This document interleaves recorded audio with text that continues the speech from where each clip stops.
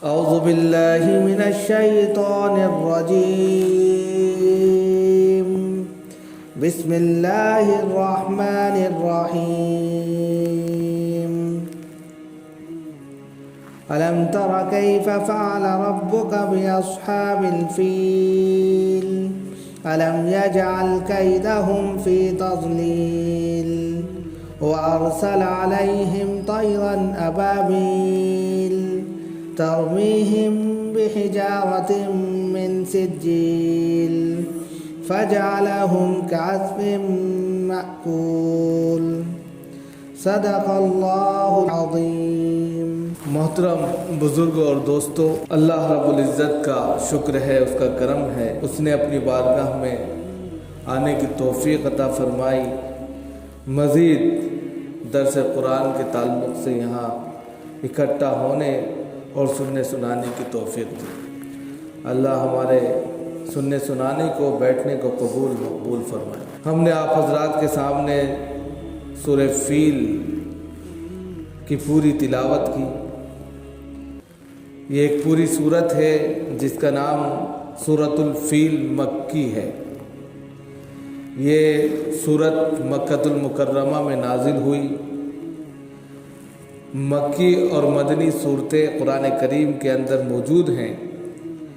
سب سے پہلے اس کا مطلب سمجھنا چاہیے کہ مکی وہ صورتیں کہلاتی ہیں جو جناب محمد الرسول اللہ صلی اللہ علیہ وسلم کے اس دوران نازل ہوئیں جب آپ مکہ میں تشریف فرما تھے، اور جب آپ مکہ سے ہجرت کر کے مدینہ پہنچ گئے، اس کے بعد جو قرآن کریم نازل ہوا وہ مدنی صورتوں میں ڈیوائیڈ کر دیا گیا، تقسیم کر دیا گیا۔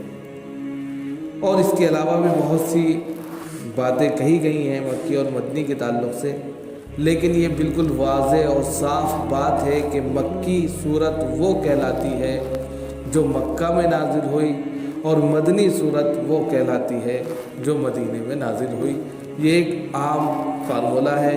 اس کے علاوہ اور بھی بہت سی باتیں ہیں جو دوسرے ناحیے سے کسی اور موقع سے بتائی جائیں گی، لیکن اس کا فنڈامنٹلز، اس کی بنیادی چیز آپ کو جاننی چاہیے۔ مکی صورت عام طور پر جو ہوتی ہے وہ وہی ہوتی ہے جو مکہ میں نازل ہوئی، اور مدنی صورت عام طور پر وہ ہے جو مدینے میں نازل ہوئی۔ بس فرق اتنا ہے، مکی صورتوں کے اندر عام طور پر جو بیانات ہیں وہ توحید سے متعلق ہیں، اور بعد الموت سے متعلق جو واقعات اور جو میسیجز ہیں وہ مکی صورتوں میں اس اعتبار سے ملتے ہیں زیادہ کہ وہاں کے لوگ قیامت کو، موت کو، ان چیزوں کو مانتے ہی نہیں تھے، تو اس اعتبار سے وہاں کی تمام صورتوں کے اندر وہ میسیجز زیادہ ہیں۔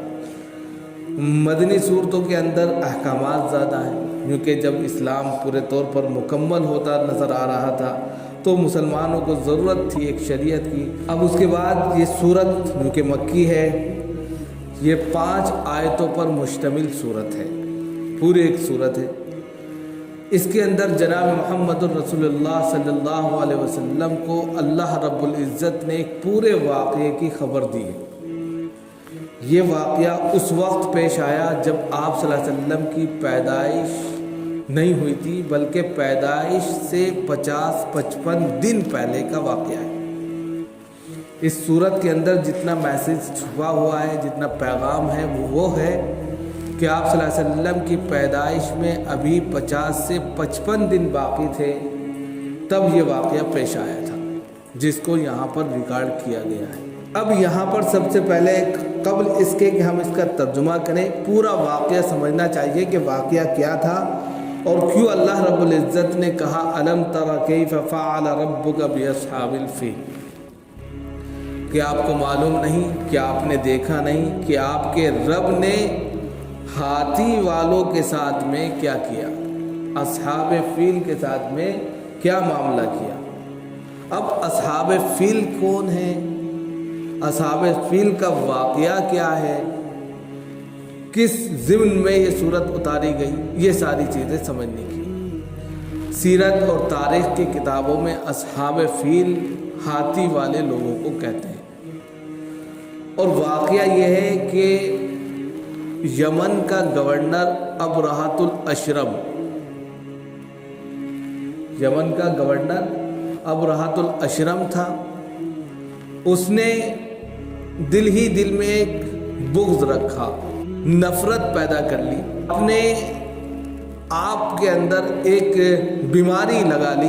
और वो बीमारी क्या थी कि मक्कतुल मुकर्रमा को, जो अल्लाह का घर है खाने काबा, उसको वो फजीलत क्यों हासिल है, उसको वो बड़ा मर्तबा क्यों हासिल है, लोग उसका तवाफ़ क्यों करते हैं, लोग उस घर में जाकर क्यों सजदा रेज़ी करते हैं, लोग काबतुल्लाह के दरवाज़े को पकड़कर क्यों गिड़गिड़ाते हैं, क्यों वहाँ आंसू बहाते हैं, क्यों वहाँ जाकर माथा टेकते हैं। इससे उसको बुग़्ज़ हो गया। लोग मक्का ना जाएं, अल्लाह रब्बुल इज़्ज़त का वहाँ घर है। उसको इसी घर से चिढ़ हो गई, नफ़रत हो गई, और उसने कहा कि हम यही अक़ीदत, यही आस्था, यही फजीलत, यही मकाम व मर्तबा इस घर के अलावा एक दूसरे घर के लिए करेंगे, और वो गिरजा घर होगा। लिहाजा उसने यमन के मकाम सनआ के अंदर, मकाम सनआ के अंदर एक बहुत बड़ा गिरजा घर बनाया, और उसने लोगों से ये अपील की कि अब लोग मकाम सनआ में बने हुए गिरजा घर को भी वही मकाम और मर्तबा दें जो वो खाना काबा के लिए अक़ीदत और मोहब्बत रखते हैं। वही अक़ीदत अब वो मकाम सनआ के अंदर बनाए गए गिरजा घर को भी दें।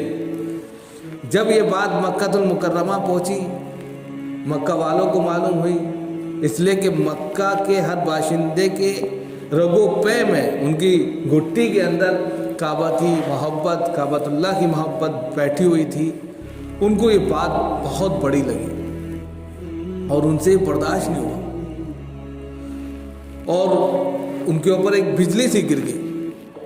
मक्का के कबीलों में से एक कबीला था, उसका एक शख्स जो है यमन गया, और यमन जाकर सनआ पहुंचकर उस गिरजा घर में उसने गलाजत फैला दी। जब उससे ये कहा गया कि सनआ के अंदर जो आपने गिरजा घर बनाया था, उस गिरजा घर के अंदर किसी ने गलाजत कर दी, तो उसने कसम खाई कि मैं ज़रूर फिर ज़रूर मक्का जाऊंगा और काबतुल्लाह को ढा दूंगा, मैं काबतुल्लाह को मुनहदिम कर दूंगा। उसने कसम खाई।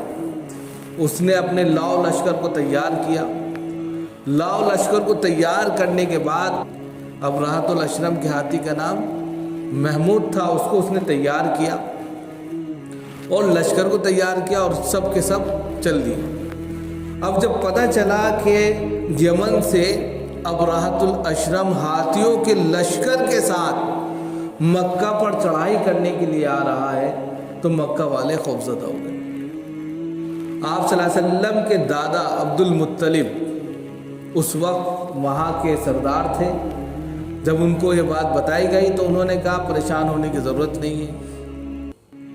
मज़ीद मक्का के लोग ऊँट चराया करते थे, तो उनके जो मवेशी थे वो मक्का के अतराफ में चर रहे थे, जिसमें 200 ऊँट हज़रत अब्दुल मुत्तलिब के भी थे, आप सल्लल्लाहु अलैहि वसल्लम के दादा थे। अब जब अबरहातुल अशरम का लश्कर एंट्री करते हुए मक्का में दाखिल होता है, तो सबसे पहले जो मवेशी वहाँ पर थे उनको उसका लश्कर अपने कब्ज़े में कर लेता है, छीन लेता। अब उसके बाद जब ये पता चलता है हज़रत अब्दुल मुत्तलिब को कि उन अबरहा के लश्कर ने उनके 200 ऊँट ले लिए हैं, कब्ज़ा कर लिया है, तो वो अबरहा के पास आते हैं इस एतबार से कि वो अपने ऊँटों की बात करें। लेकिन ये बात अबरहा को मालूम नहीं होती। अबरहा को जब पता चलता है कि मक्का के बहुत बड़े सरदार मेरे पास आना चाहते हैं, तो उसने फ़ौरन इजाज़त दी और उनको बहुत अहमियत दी, और कहते हैं कि अपने तख्त से उतरकर नीचे बिल्कुल बैठ गया और उनसे कहा कि बोलो अब्दुल मुत्तलिब क्यों आए। तो वो कहते हैं कि मैं इस बुनियाद पर आया हूँ कि आपके लश्कर ने मेरे 200 ऊँट ले लिए, वो वापस कर दीजिए। तो अबरहा एकदम पीछे से हटा, क्या कैसी बात कर रहे हैं आप, صرف 200 اونٹ کی بات کر رہے ہیں آپ مجھ سے. میں مکہ کو ڈھانے کے لیے آیا ہوں, میں کعبۃ اللہ پر چڑھائی کرنے کے لیے آیا ہوں, آپ اس کی کوئی بات نہیں مجھ سے کرتے. 200 اونٹ کی بات کر رہے ہیں, معمولی سمجھا ان کو کہ کیسی بات کر رہے ہیں. اب یہاں پر بات سمجھنے کی, تو حضرت عبد المطلب نے کہا کہ میں اونٹوں کا مالک ہوں, اس لیے میں اپنے اونٹ کا مطالبہ آپ سے کر رہا ہوں, اور جس گھر کو آپ ڈھانے کے لیے آئے ہیں یا چلے ہیں اس کا بھی ایک رب ہے, اس کا بھی ایک مالک ہے, لہذا وہ اس کی خود حفاظت کریں. یہ کہہ کر انہوں نے کہا بھائی ان کے 200 اونٹ دو. ان کو 200 اونٹ دیے, اور حضرت عبد المطلب نے اعلان کیا کہ مکہ کے تمام لوگ اپنا ساز و سامان لے کر پہاڑ پر چڑھ جائیں. سب لوگ چڑھ گئے. وہ یہ بھی دیکھنا چاہتے تھے کہ اللہ کیا معاملہ کرتا ہے اس بندے کے ساتھ جو اللہ کے گھر کو ڈھانے آتا ہے, اس لیے وہ پہاڑی پہ سب کے سب چڑھ گئے. اب ابرہۃ الاشرم نے اپنی فوج کو تیار کیا, اور اپنے ہاتھی, جس کا نام میں نے ابھی بتایا محمود تھا, یہ پوری ہسٹری ہے, تبھی اس سبق کو آپ سمجھ سکتے ہیں, تبھی اس تفسیر کو سمجھ سکتے ہیں. یہ بیک گراؤنڈ ہے, یہ پس منظر ہے اس کا, تب جا کر آپ روزانہ ماشاءاللہ جو ہے تلاوت سنتے ہیں. مغرب میں عام طور پہ یہ چیز پڑھی جاتی ہے اکثر مسجدوں میں, لیکن کتنا بڑا بیک گراؤنڈ ہے اس چھوٹی سی 5 آیتوں کا کہ آپ خود سمجھیں.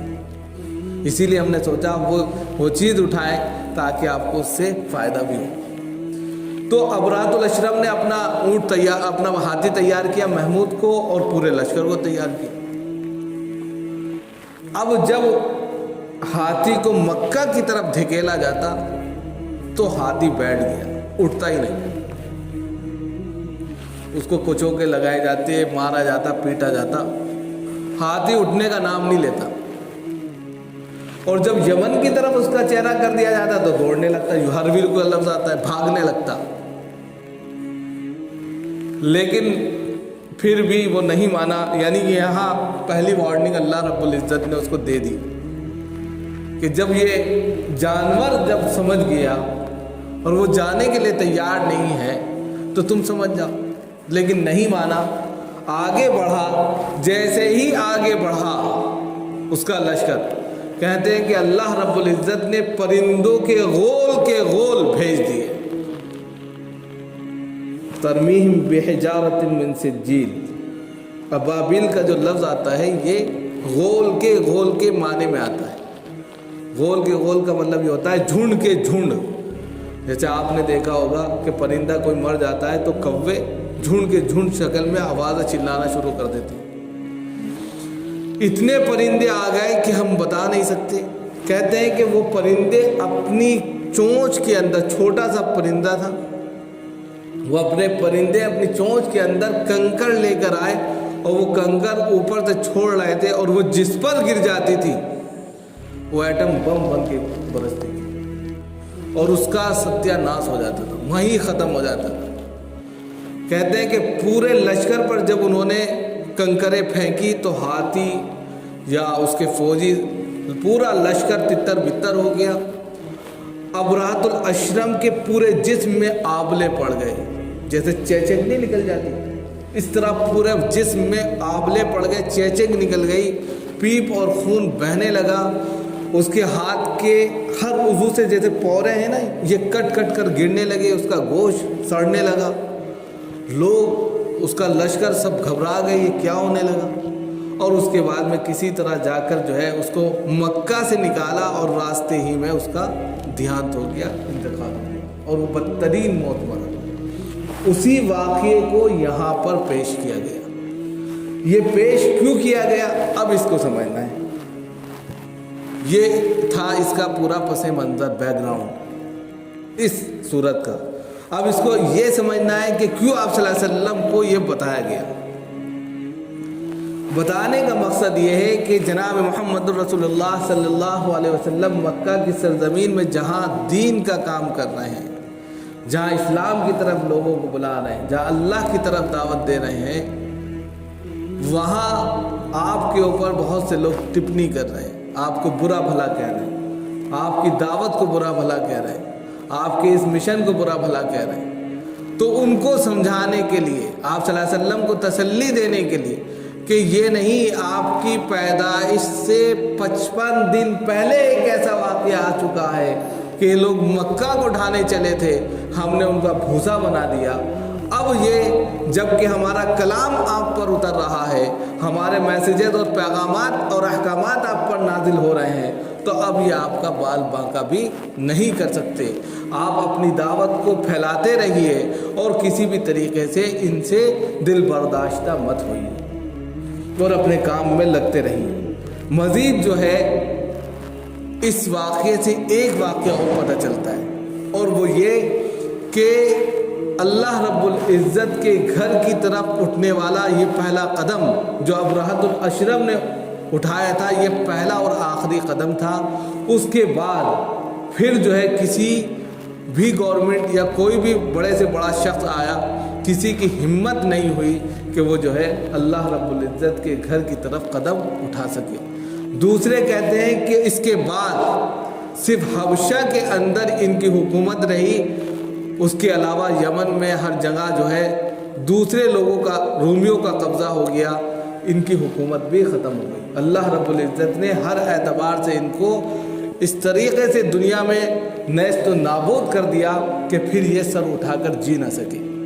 تو یہ ایک واقعہ ہے اس اعتبار سے کہ دنیا ایک فانی ہے، تو بڑی سے بڑی طاقت بھی اگر انسان یہ سوچ لے کہ ہمارا وجود ختم نہیں ہوگا تو یہ اس کی سب سے بڑی بھول ہے، اس لیے کہ وقت کے سب سے طاقتور انسانوں کو بھی اللہ رب العزت نے جب ان پر شکنجہ کشا تو اس طور پر کسا کہ پھر ان کو جو ہے مہلت تک نہیں دی اور ان کو بدترین موت کا سامنا کرنا پڑا۔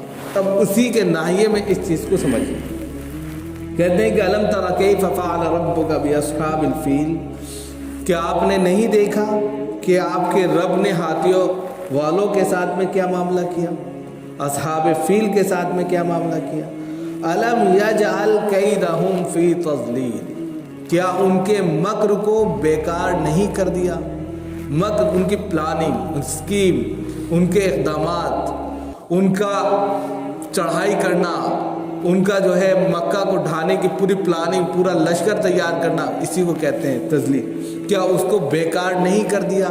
ان کے اس مکر کو جو انہوں نے چلا تھا اللہ کے گھر کو ڈھانے کے لیے، اس کو نیست و نابود بیکار کر کے نہیں رکھ دیا۔ وَأَرْسَلَ عَلَيْهِمْ طَيْرًا أَبَابِيلَ، اس طور پر کہ ان کے اوپر غول کے غور پرندوں کے بھیج دیے، یعنی کہ پرندوں کے لشکر کے لشکر، غول کے غور ان کے اوپر بھیج دیے۔ ترمیہم بحجارۃ من سجیل، جو ان کو پتھریلی کنکر سے مار رہے تھے۔ سجیل کا ایک معنی جو آتا ہے وہ آپ نے دیکھا ہوگا کہ وہ مٹی جو ہوتی ہے جو آگ میں پکا لی جاتی ہے، جیسے اینٹ ہوتی ہے کچی ہوتی ہے، پھر اس کو پکا لی جاتی ہے، کتنی مضبوط ہو جاتی ہے۔ اسی طرح وہ مٹی جو آگ میں پکا لی گئی ہو، وہ کنکر گویا کہ وہ ٹھوس ہو جاتی ہے، بھاری ہو جاتی ہے، اور وہ کسی کو ماری جائے تو اس کا نقصان بھی ہوتا ہے۔ تو اسی کو کہا کہ وہ پتھریلی کنکریوں سے ان کو مار رہے تھے، اور وہ کہتے ہیں کہ جس کے اوپر پڑ جاتی تھی اس کا بھرتا بن جاتا تھا، جس کو یہاں کا فجعلہم کعصف مأکول، کہ اس کی وجہ سے جس پر وہ پڑتی تھی ان کو کھائے ہوئے بھوسے کے مانند کر دیا۔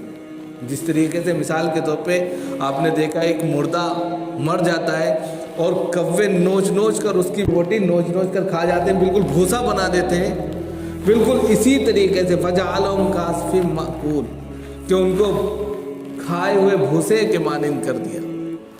اب یہ کیفیت ان کی اس بنیاد پر کی کہ انہوں نے اللہ سے انتقام لیا۔ لہذا اس پورے سبق سے یہ ہمیں میسج ملتا ہے، تربیتی پہلو، کہ اللہ کی وحدانیت، اللہ کی کبریائی میں کسی کو بھی ثانی نہیں کرنا چاہیے۔ مزید اللہ سے ٹکرانے کا انجام بہت بدترین ہوتا ہے۔ ہر اعتبار سے اللہ سے ڈر کر زندگی گزارنی چاہیے۔ یہ زندگی ایک امتحان ہے، لہذا اس امتحان میں کامیاب ہونے کے لیے اگر تقوی اور للہیت اختیار کی گئی، تو کامیابی ہے، اور اگر اکڑ گھمنڈ اور تکبر اور غرور میں انسان زندہ رہتا ہے تو پھر اس کا خمیازہ اس کو خود بھگتنا پڑتا ہے، اس طور پر کہ وہ کھائے ہوئے بھوسے کے مانند۔ اللہ تعالیٰ ہم سب کو عمل کی توفیق مرحمت فرمائے۔ مزید آپ سے ریکویسٹ تھی کہ آئندہ ہفتے سے انشاءاللہ یہ درس عشاء کے بعد ہوگا، کیونکہ بہت سے لوگ کہہ رہے ہیں کہ ہم شامل نہیں ہو پاتے، تو عشاء کے بعد رکھ لیتے ہیں، اس میں بہت سے لوگ اور شامل ہو جائیں گے، فری بھی ہو جائیں گے، تو اگلے ہفتے سے عشاء کے بعد میں رہیں گے۔ انشاءاللہ۔ سبحان اللہ۔